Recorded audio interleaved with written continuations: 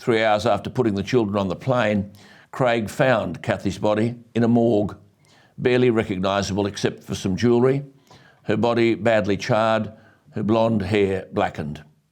20 years ago today, there were 3 bombs: a backpack device carried by a suicide bomber, a large car bomb.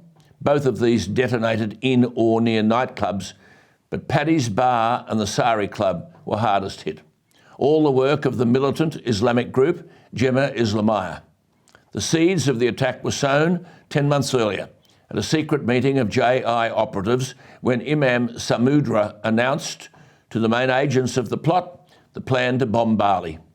Argued Samudra, quote, "Bali was chosen because it was frequented by Americans and their associates," unquote. The plot was devised, according to Samudra, quote, "to defend the people of Afghanistan from America," unquote. Well, all up, close to 50 people were involved in the planning and execution of the attack. Most served sentences ranging from 6 years or less to 18 years. 36 were given sentences of less than life. They were freed years ago. And they include the men who recruited the suicide bombers, drove bomb-laden vehicles, or built suicide bomb vests.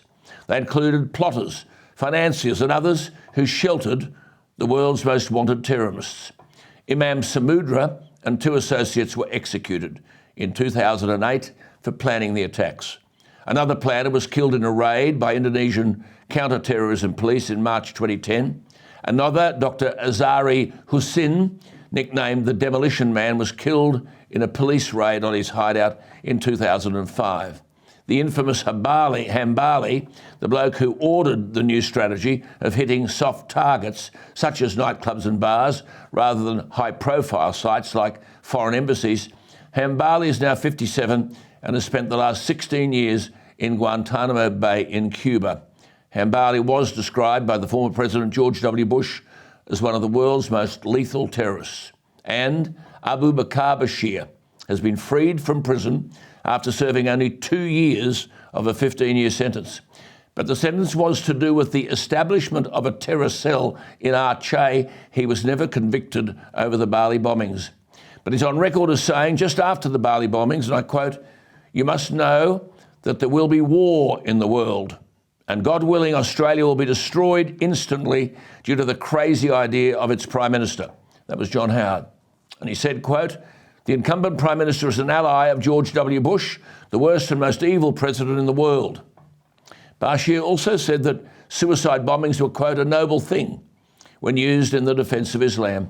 He's now 83 and he's free, which leaves, of course, the bomb maker, Patek, who's done 10 years of a 20-year sentence and is likely to be released.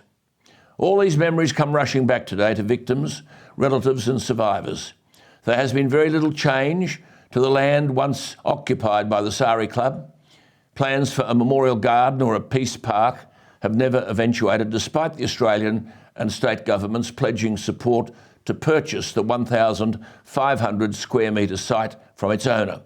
There was uproar at previous plans to build a restaurant. The owner now has designs on a hotel.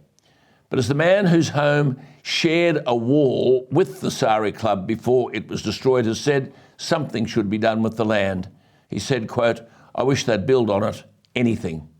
Andrew Chisabi lost his left leg and part of his right foot and sustained other serious permanent injuries as a result of the bombings. He said the site should be redeveloped and he's happy to have a monument 30 metres away on Kuta's main tourist strip, but he counts himself lucky that he's not among the list of names at the memorial.